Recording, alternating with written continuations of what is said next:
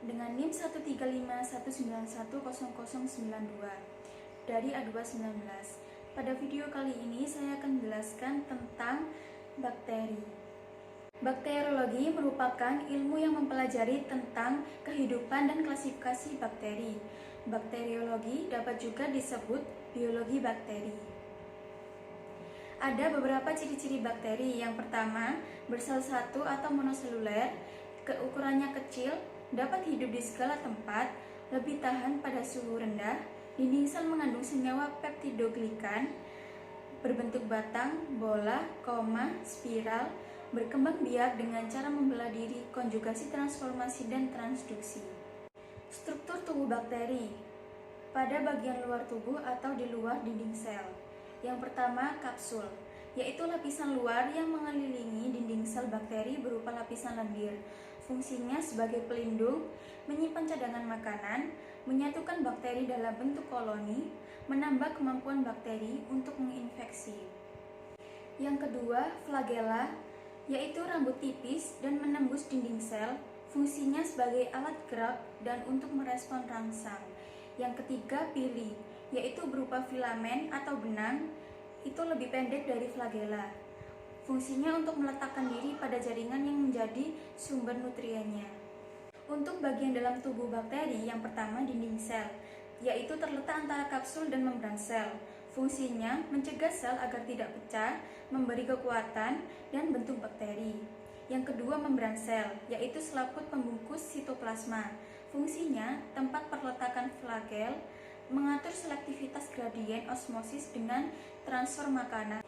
Yang ketiga, sitoplasma, tempat berlangsungnya metabolik dan mengandung bahan genetik dan ribosom. Yang keempat, ribosom, yaitu organel sel sebagai tempat sintesis protein. Yang kelima, nukleoid atau DNA, yaitu letaknya di dalam sitoplasma dan berperan dalam perkembangan serta fungsi bakteri. Yang keenam, mesosom, yaitu bersambungan dengan membran sel. Fungsinya untuk sintesis dinding sel, pembelahan nukleus, dan pembentukan energi. Bakteri memiliki dua jenis, yaitu eukariot dan prokariot. Apa sih bedanya eukariot dan prokariot? Bedanya, sel pada eukariot lebih kompleks atau lebih lengkap daripada prokariot.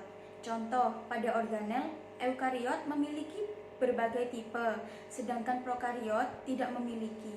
Ukuran bakteri dapat dilihat menggunakan mikroskop. Bakteri rata-rata berdiameter 1,25 mikrometer. Contohnya, bakteri terkecil yaitu Dialister pneumosintes. Panjang tubuhnya sekitar 0,15 sampai 0,30 mikrometer. Bakteri terbesar yaitu Spirillum voluptas.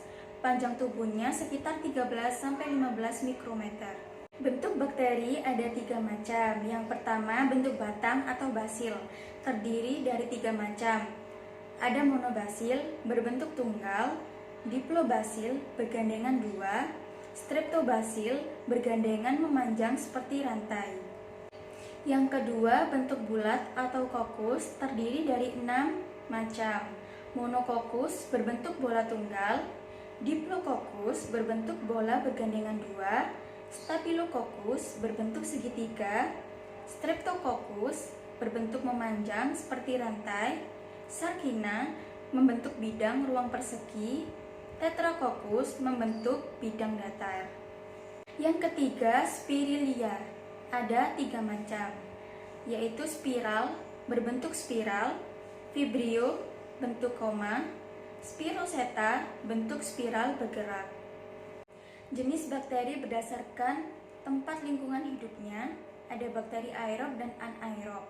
Bakteri aerob menggunakan oksigen bebas dalam proses respirasi, contohnya Nitrosococcus. Sedangkan bakteri anaerob tidak menggunakan oksigen bebas dalam proses respirasinya, contohnya Streptococcus lactis. Kemudian bakteri berdasarkan cara memperoleh makanannya, yaitu bakteri heterotrof dan bakteri autotrof. Bakteri heterotrof memperoleh makanannya dari zat organik karena tidak dapat menyusun makanannya sendiri, sedangkan bakteri autotrof dapat menyusun makanannya sendiri dari zat anorganik. Sekian penjelasan pada video kali ini. Terima kasih. Wassalamualaikum warahmatullahi wabarakatuh.